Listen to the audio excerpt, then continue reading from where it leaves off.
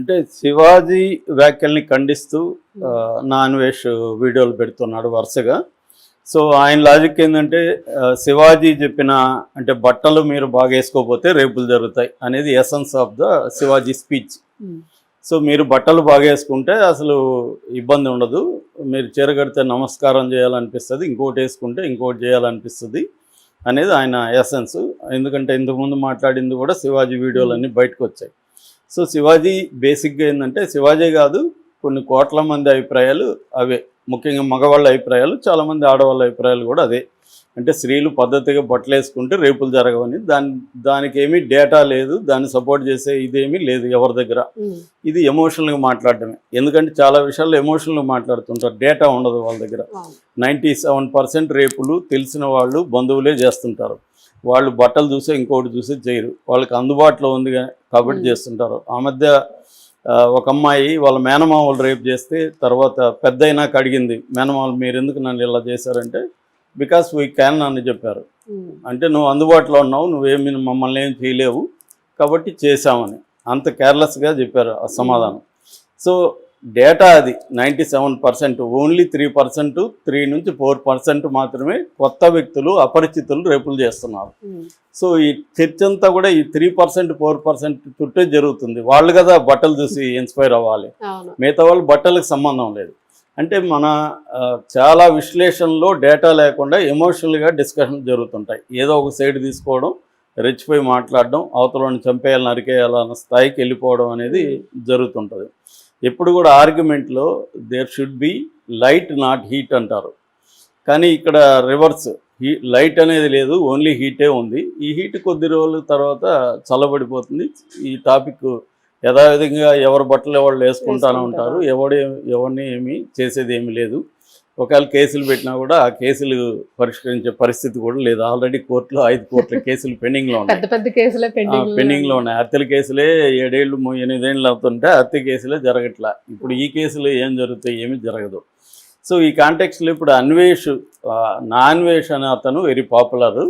అంటే నాకు తెలిసి ట్రావెల్ వ్లాగర్స్లో ఇతను నెంబర్ 1 పాపులారిటీలో.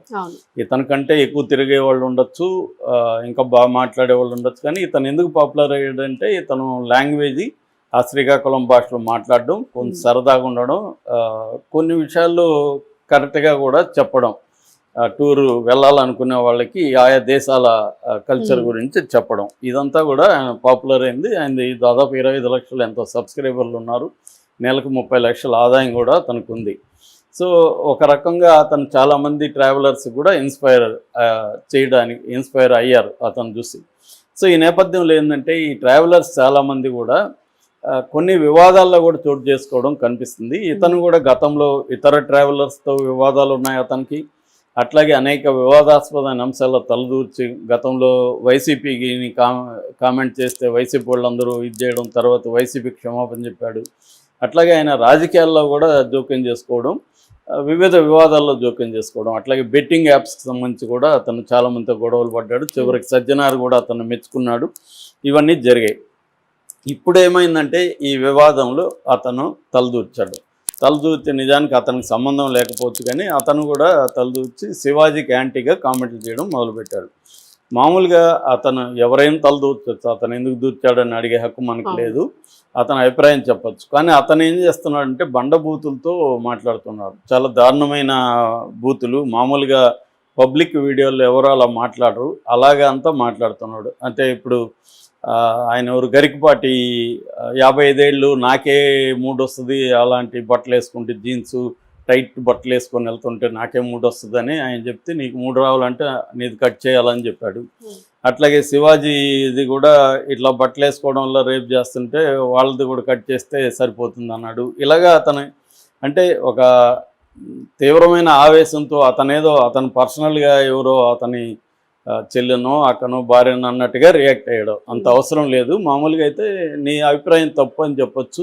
నేను అనేక దేశాల్లో నిజానికి అతనికి విపరీతమైన ఎక్స్పీరియన్స్ ఉంది. అతనుకున్న ఎక్స్పీరియన్స్ మనకు ఎవరికి లేదు. ఎందుకంటే అతను దాదాపు 150 దేశాల్లో వివిధ కల్చర్స్లో వివిధ సంస్కృతుల్లో ఎలాంటి బట్టలు స్త్రీలు వేసుకుంటున్నారు, అక్కడ రేపులు ఎలా ఉన్నాయి, ఇవన్నీ అతనికి తెలుసు క్షుణ్ణంగా. ఎందుకంటే ప్రత్యక్షంగా చూశాడు. మనం డేటా చదువుకుంటాం కానీ అతను ప్రత్యక్షంగా చూశాడు, వాళ్ళతో కలుస్తున్నాడు, మాట్లాడుతున్నాడు. కాబట్టి అతను ఇంకా బాగా చెప్పి ఉండొచ్చు యాక్చువల్గా. అంటే నేను ఈ దేశాల్లో చూశాను, ఈ దేశాల్లో ఇలాంటి బట్టలు ఉంటాయి, ఈ దేశాల్లో ఇలా ఉంటాయి, ఇక్కడ రేపులకి ఈ కారణాలు ఉన్నాయి, ఇక్కడ ఉన్నాయి అనేది చెప్పుంటే మోర్ కనెక్ట్ అయ్యింది. అది అవి వదిలేసి అతను బూతులు తిట్టడం వల్ల అసలు విషయం పక్కకి వెళ్ళిపోయి బూతుల మీద చర్చ అయింది. దీంతో అతను ఇంకా రెచ్చిపోతూ, అతనికి కూడా ఏంటంటే ఇదంతా ఏమవుతుందంటే సోషల్ మీడియాలో నువ్వు బూతులా గీతలా అనేది ఫైనల్ కౌంట్ వచ్చి వ్యూస్ కౌంట్, ఎన్ని వ్యూస్ ఉన్నాయి, ఎంత వాచ్ అవర్స్ ఉన్నాయి, ఈ రెండింటిని బట్టి డబ్బులు వస్తుంది. సో దీంతో వీళ్ళు ఏం చేస్తున్నారంటే నువ్వు నెగిటివ్ కామెంట్లు వచ్చినా కూడా వాళ్ళకి ఆనందమే. ఎందుకంటే యూట్యూబ్ అల్గోరిథంకి నెగిటివ్ కామెంట్లా పాజిటివ్ కామెంట్లని అది పట్టించుకోదు. కామెంట్లు ఉంటే ఇంటరాక్ట్ అవుతున్నారు అనుకొని ఆ వీడియోని పుష్ చేస్తుంది అల్గోరిథం. పుష్ చేసే కొద్దీ అది ఎక్కువ మందికి రీచ్ అవుతుంది, ఎక్కువ మంది చూసే కొద్దీ, ఎక్కువసేపు చూసే కొద్దీ డబ్బులు వస్తాయి. సో అందుకనే చాలా మంది బూతులు మాట్లాడుతూ వీడియోలు పెడతారు, ఎందుకంటే రియాక్షన్ ఎక్కువ వస్తుందని. మేబీ ఈ అబ్బాయి కూడా అదే స్ట్రాటజీ ఉండొచ్చు. ఆ అబ్బాయికి ఇంకా బాగా తెలుసు మనందరికంటే కూడా యూట్యూబ్ విషయాలు అతనికి బాగా తెలుసు, ఎందుకంటే దాంట్లో ఎక్కువ డబ్బులు సంపాదిస్తున్నారు. కాబట్టి మనం బూతులు మాట్లాడితే మనకి రియాక్షన్ నెగిటివ్గా వస్తుంది, దీంతో పెద్ద ఎత్తున నన్ను తిడతారు, దానివల్ల నా వీడియోలకి రీచ్ వస్తుంది, డబ్బులు వస్తాయి అనేది అతనికి ఉండొచ్చు. సో అతను అలా తిట్టాడు. దాంతో ఆ తిట్టిన తిట్టులో ఇంకా రకరకాల విన్యాసాలు అతను చేశాడు. గుమ్మడికాయ ఒకటి తీసుకొచ్చి దానికి గోల్ పెట్టి ఇంకోటి తీసుకొచ్చి చేశాడు. అంటే అతను స్త్రీలని సపోర్ట్ చేస్తున్నాడు, స్త్రీల కష్టాలు చెప్తున్నాడు, రేపులు అనేవి బట్టలకు సంబంధం లేదరా బాబు అని చెప్తున్నాడు. అవన్నీ వాస్తవాలే. అట్లాగే అతను ఇంకొక విషయం కూడా చెప్పాడు, ఓన్లీ స్త్రీలనే కాదురా బాబు, ఆ మధ్య బీహార్లో 8 మంది ఒక ఆవుని రేపు చేశారు. ఆవు తల్లి లాంటిది సనాతన ధర్మంలో, నా తల్లి ఆవుని రేపు చేశారు. ఢిల్లీలో 6 మంది ఒక మేకను రేపు చేశారు. తర్వాత 2025లో 56 కుక్కల్ని రేపు చేశారు ఇండియాలో. మరి వీళ్ళందరినీ వీళ్ళు కూడా ఇప్పుడు కుక్క కూడా చీరలు కట్టుకోవాలా, ఆవు చీరలు కట్టుకోవాలా, మరి వీళ్ళని ఎందుకు రేపు చేశారు, వీటిని ఎందుకు రేపు చేశారు, గరికపాటి చెప్తాడా, శివాజీ చెప్తాడా? ఈ ప్రశ్నలు కరెక్టే, కానీ ఆయన బూతులు మాట్లాడుతూ చెప్తున్నాడు ఇవి. ఇంతవరకు కూడా ఓకే, ఇంతవరకు కూడా జనాలు రకరకాలుగా స్పందించారు. ఎక్కువ మంది శివాజీ వైపు ఉన్నారు కాబట్టి శివాజీకి యాంటీ ఎవరు మాట్లాడినా వీళ్ళు రెచ్చిపోయి వాళ్ళని తిడుతున్నారు. అలాగా ఇతన్ని కూడా తిట్టారు. కాకపోతే ఇతను దాంతో ఆ ఫ్లోలో అన్నాడా, మరి అతను లాజిక్ని చేసుకోవాలనుకున్నాడో ఏమో తెలియదు, కానీ అతను ఏం మాట్లాడాడంటే సీతా ద్రౌపదులు ఏ టీషర్ట్లు వేసుకున్నారని వాళ్ళని రేప్ చేశారా అని చెప్పాడు. అది ఇప్పుడు ఫ్లేరప్ అయిపోయింది.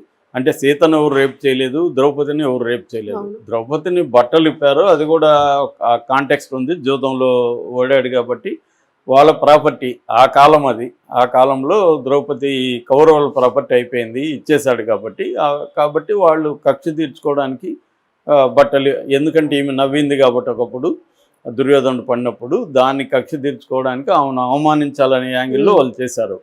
సో అది నిజానికి ఒక పొలిటికల్ యాంగిల్. మామూలుగా పొలిటికల్ యాంగిల్లో స్త్రీలని అటాక్ చేయడం అనేది ఇప్పుడు కూడా పాలిటిక్స్లో ఉంది కదా మనకి. మన జయలలిత దగ్గర నుంచి ఇంకా అందరు ఇక్కడ, ఇప్పుడు చంద్రబాబు వైఫ్ కానీ, రోజాన్ కానీ, భువనేశ్వర్ గారు, ఇలాగా వీళ్ళందరూ ఏంటంటే వీళ్ళ మీద పగ తీర్చుకోవడం కోసం వాళ్ళ ఇంట్లో స్త్రీలని గురించి మాట్లాడడం, లేదు స్త్రీలు రాజకీయాల్లో ఉన్నప్పుడు వాళ్ళ లైంగికత గురించి మాట్లాడడం, ఈమె బ్లూ ఫిల్మ్లో నటించిందని ఇంకోటి చెప్పడం, ఇవన్నీ చూస్తున్నాం.